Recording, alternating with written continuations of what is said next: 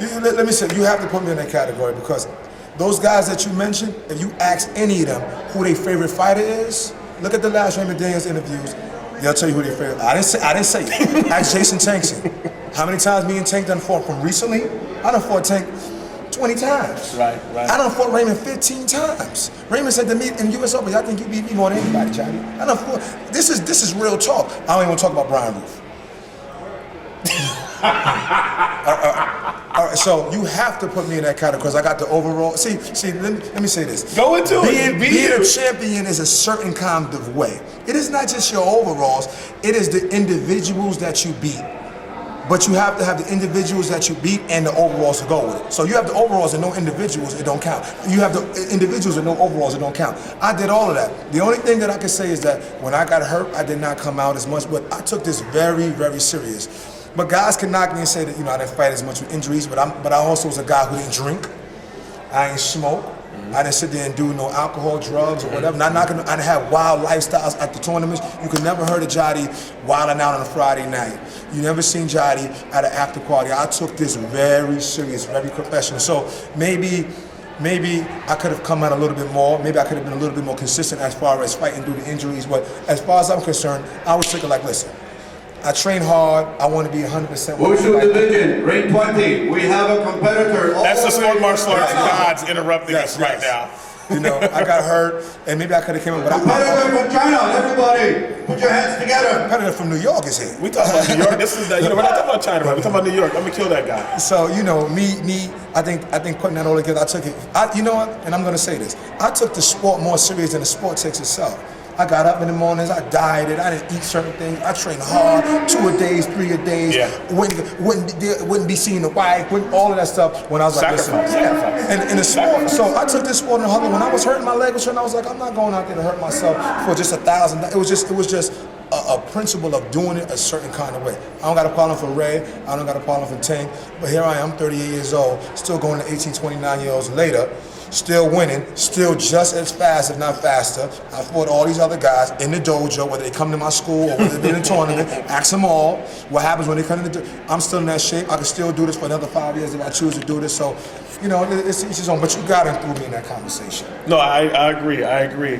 What's your quick spin on? I'm going to throw quick names at you and just give me what comes to your mind first, 15 seconds or less. I'm going to just give you some quick names of different guys. First one I like to start off with. Trevor Nash. Awkward, good fighter. I don't think he gets as much credit as he should get because he doesn't come around. Beat all of us, beat him too. Good fighter, man. I think that he should, thinks that he doesn't get the credit he deserves. And quiet about it though, Okay. Next one I got for you. K.A. He just recently retired. 15 seconds less. What comes to your mind when you hear K.A.? Greatest martial artist, all around, man. Heart. Energy. I love that brother, man. That was a real, man. The conversations that he whispered in my ear that only me and him know about, one of the greatest of all times, man, hands down, man. Nasty Anderson. Greatest of all time. Period. You have to sit, no debate. Listen. Period. I thought about this. Period. I thought about all the Irish Opens. I thought about, because I compared him and Raymond. I thought about this. But nasty for Richard Pryor and Anthony. Listen, no disrespect. Raymond is one of the best I've ever seen. But how many guys do Raymond beat consistently who have won overalls? He'll beat maybe a Jason. He has beaten me before. He has beaten maybe a Ross. But out of that group, or maybe a Damon, the only 4 who have won overalls. Nasty them had to fight dudes that always will win overalls. The 80s was 30 dudes, 40 dudes in one division. You can't make the comparison, man. That's the greatest of all time. Wow, Pedro Xavier. Man, best kick I ever seen in my life. Ever in my life. Smooth, professional, Paducah. This one I started realizing how important it was just to do this before I fight. For Pedro, because Pedro would do it and tear you behind. I respect it and go kill it. Absolutely. What about Anthony Price? I know he's tenacious, mean, my mentor, one of my favorites, big brother, one of the nastiest, greatest of all time, man. One of the best small forwards in the game of all time. Oh, there it is. Richard Cloud. Another one, listen, Richard Cloud and Anthony Price, hands down, my 2 mentors. Genius, scientist, hard-hitting reverse punch. But the IQ, the guru, man. Now I got to go back to New York real quick. Jerry Fontenay. That was the first dude that I actually saw say he was the king of New York, because I saw Jerry at the 1992 Super Grands with a Burger King hat on, and he told everybody he was the king of New York. Let me say it was the coolest thing I've ever seen. Jerry opened the door for a lot of us, man. I got to keep it 100%. Jerry opened the door for a lot of us. We probably wouldn't be doing this in a New York level if it wasn't for Jerry. Like him, dislike him, agree with him, disagree with him. He opened the door for us. All that movement. Some of his students was the guys that put me under their wing in the beginning. So big shout out to Jerry. Pioneer in New York as far as football karate, hands down. Hands down. New school, real quick, because I would love for these young guys to get an idea of what a veteran, a legend, a first ballot Hall of Famer in my eyes, views these cats. We already heard about Ross.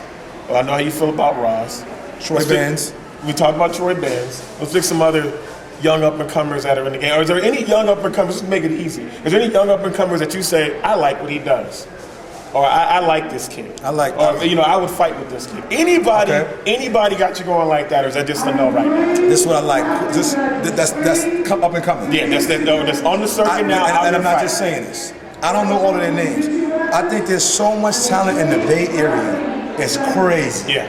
I just think that the guidance needs to be there. Whether it's you, whether it need to be a young veteran, a veteran come up in there, because the talent is crazy in the Bay. I think that Michael Jefferson, as he become a little meaner, could be a beast. I think that Jamal Albina, if he stopped waiting for a plane ticket and get out there on his own drive. Listen, I took a 22-hour bus ride to go to tournaments. Slept under tables because I didn't have the money for a hotel. Slept under tables. Get up there and fight them dudes and want to beat these dudes. I think you got the Jamal Albinas, you got the Michael Jefferson, and Troy Bands want to decide to punch somebody in the face and be a little bit mean and grab a dude up and look at him. You know what I'm saying? You gotta want it. You gotta want it. I think those guys have so much potential. I think the Sam Simeons, we clean up some of them funny techniques you do, has so much potential, man. I think it's but a lot of times, a lot of these guys out here want to be clones, man. I see guys with towels in their belt, like, come on.